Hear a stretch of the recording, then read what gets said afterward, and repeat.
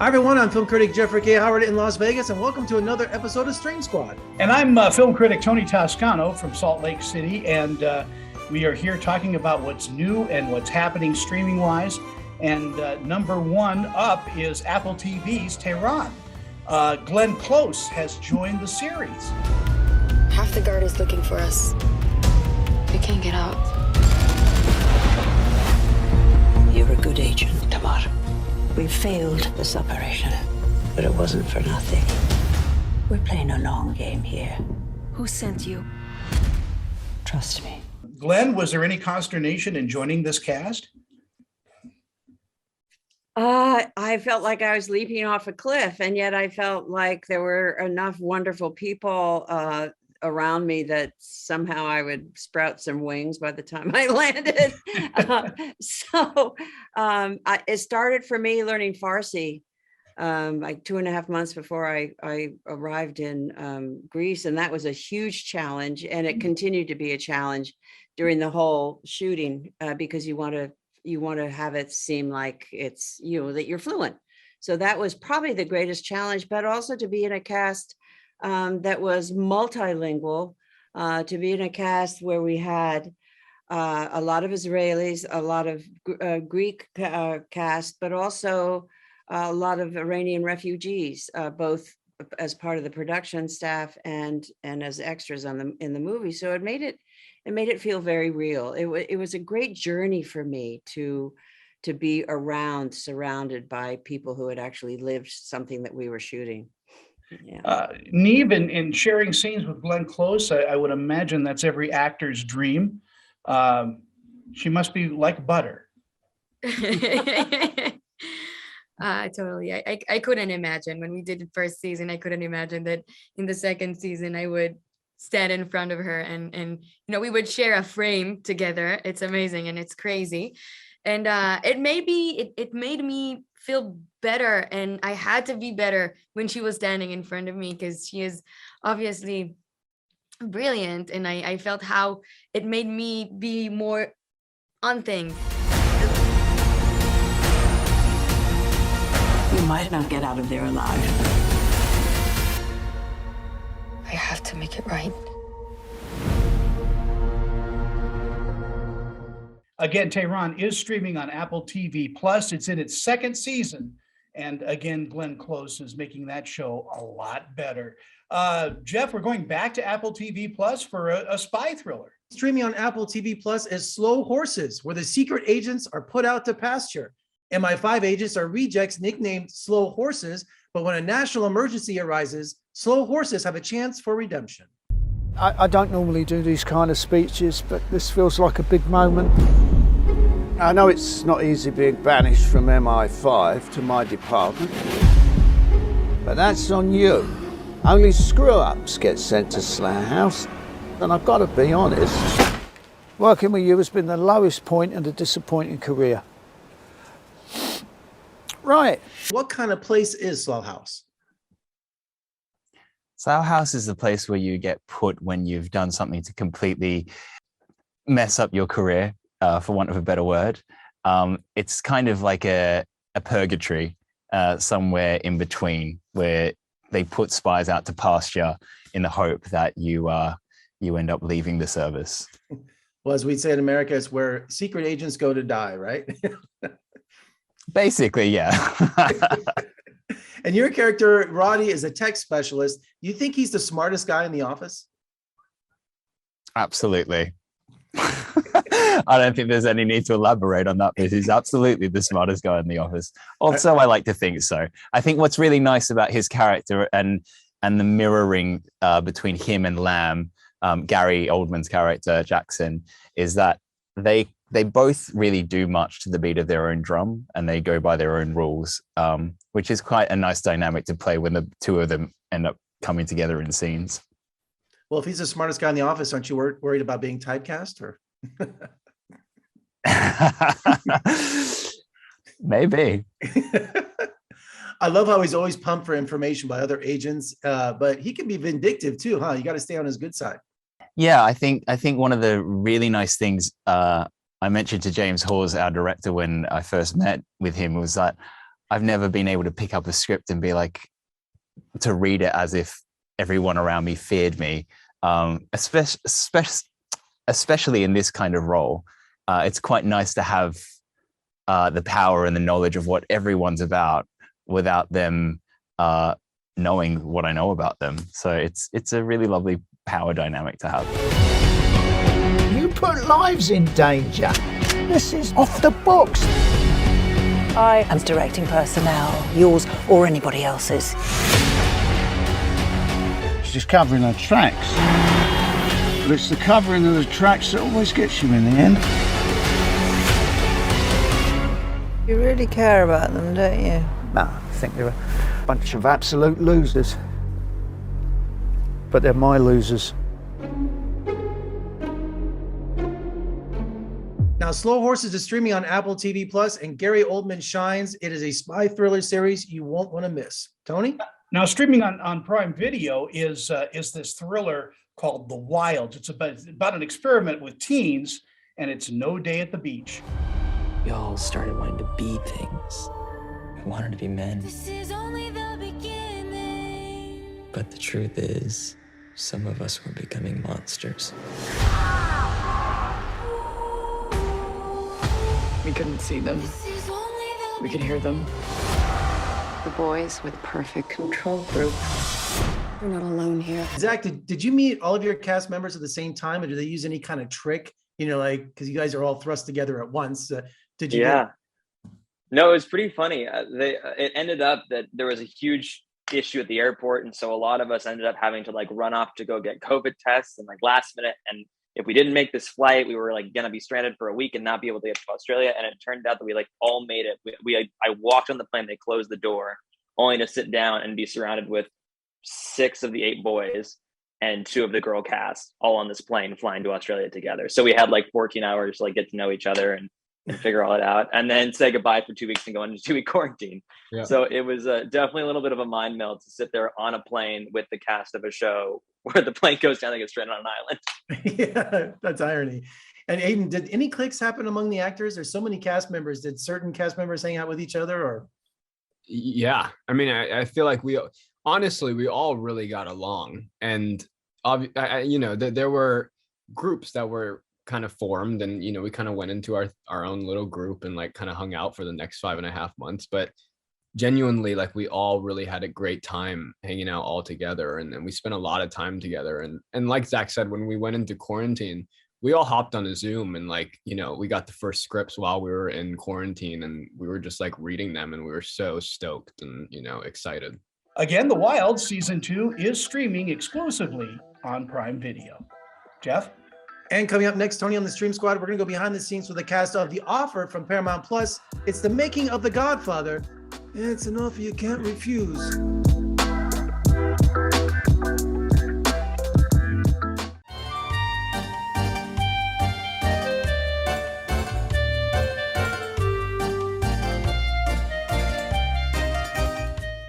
Hi, everybody. Welcome back to the Stream Squad. I'm film critic Tony Toscano.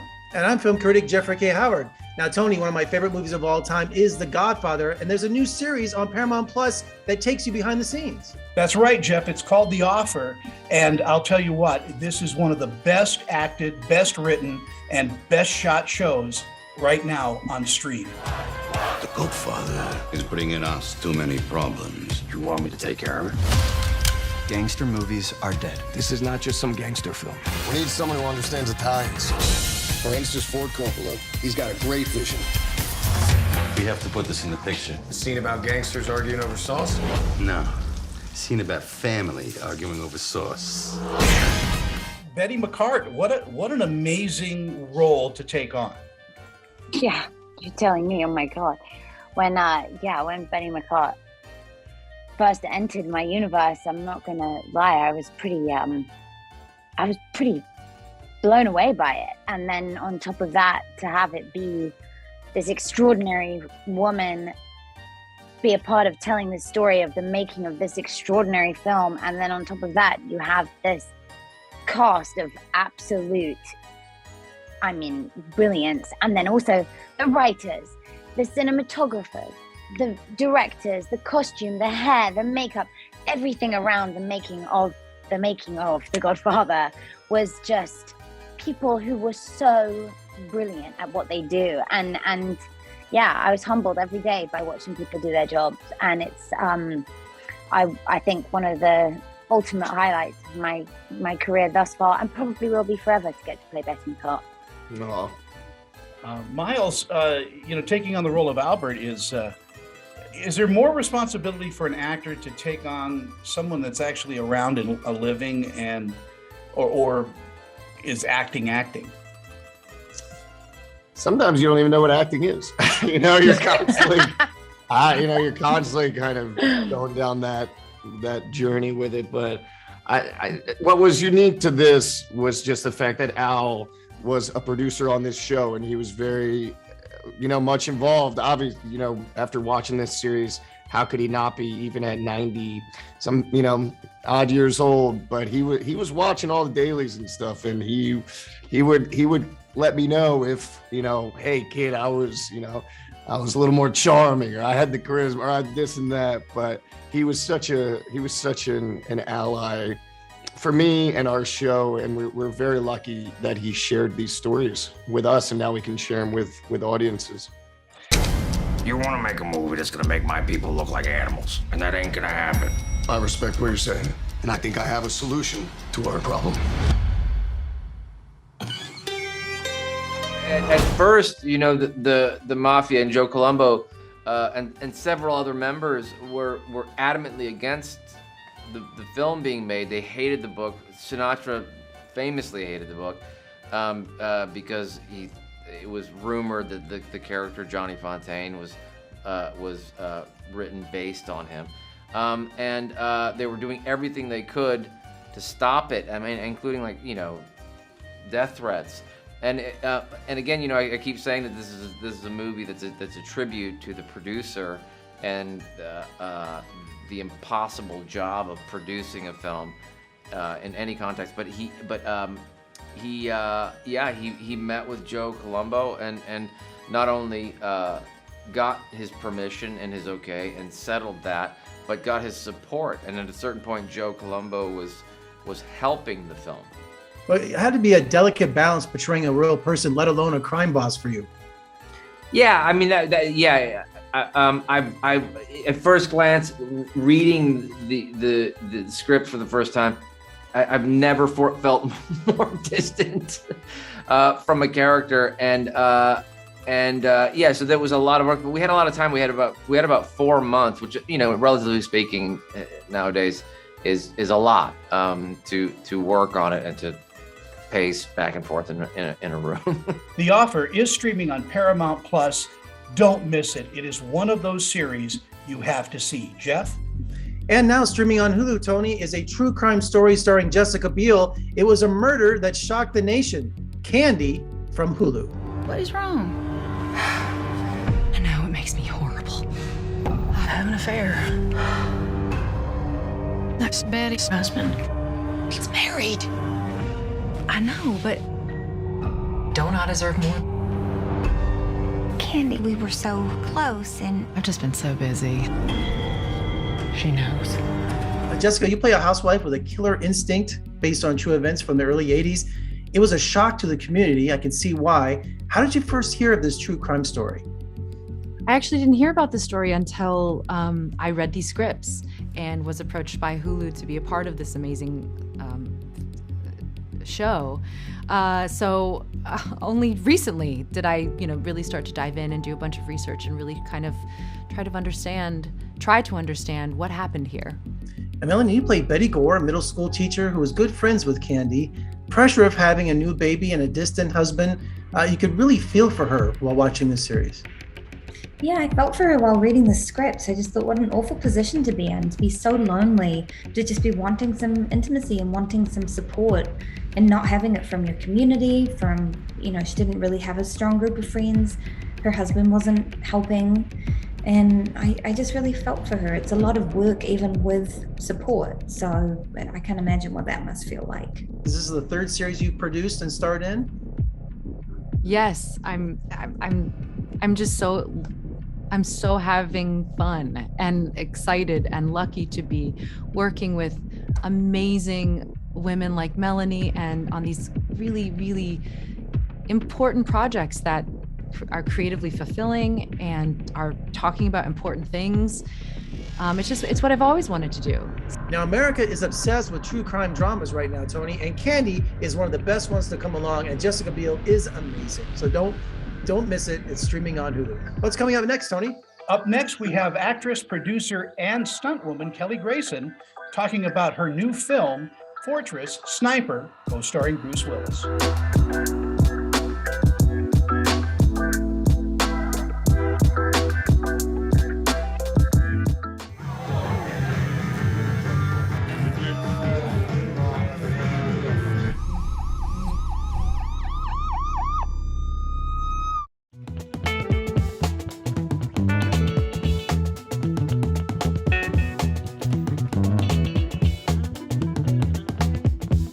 Hi, everyone. I'm film critic Jeffrey Gay Howard, and welcome back to the Stream Squad. Tony, what's coming up next? I'm Tony Toscano in Salt Lake City, and what's up next?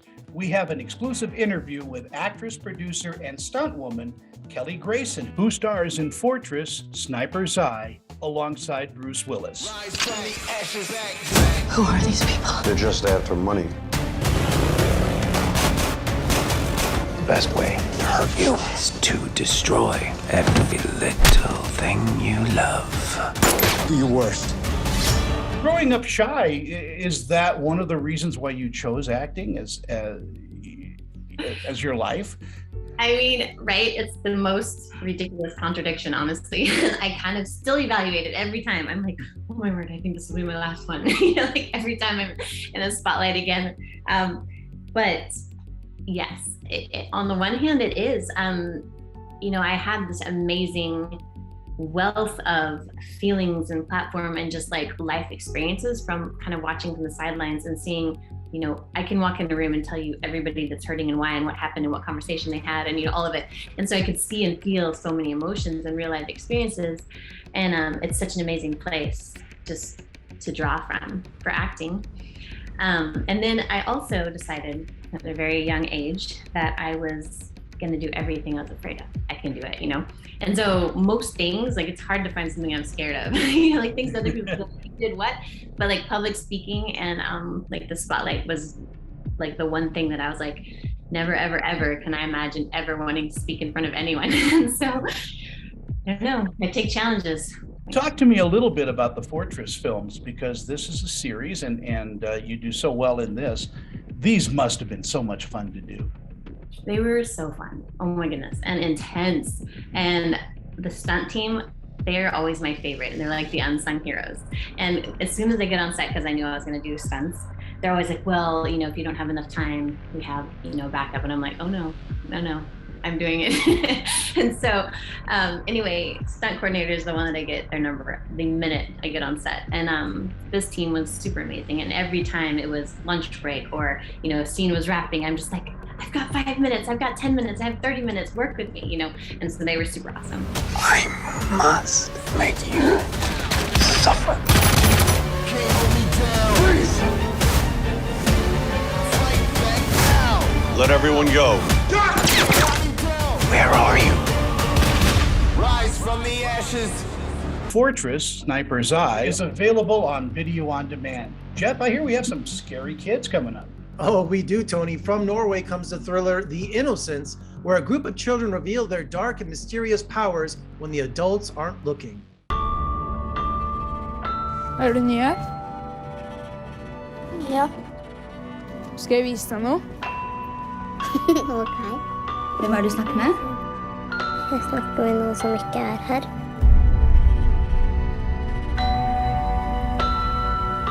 Hold den nå.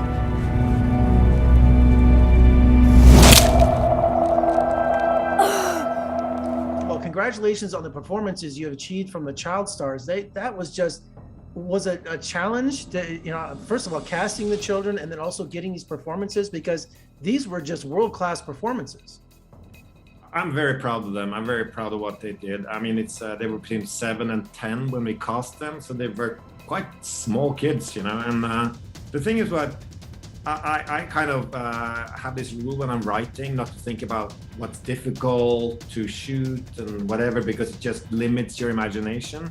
And then I end up writing a movie with 4 very young kids and a cat. Some people say like never work with kids and animals, and of course then I know that will be the challenge. You know, I have to find these kids, and we spent over a year finding them, working with them, training them, like doing real acting workshops with them so they could be collaborators, and getting to know them so they would trust us and we could communicate. And it was just a big long process, but it was worth it.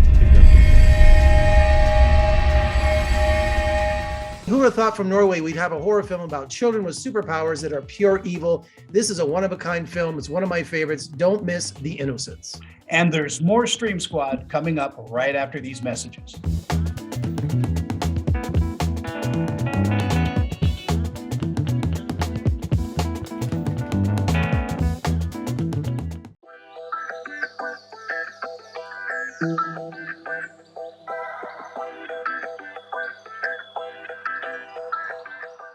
Portions of the Stream Squad are brought to you by VP Dental. Check out our dental plan starting at just $16 per month. Hi, everybody, and welcome back. Listen, if you want to have more Stream Squad in your life and you want to win some DVDs, visit us at our YouTube channel. Also, check us out on social media, Facebook, Twitter, and Instagram. We would love to hear from you. Thanks for joining us, and we'll see you next week for an all-new episode of The Stream Squad.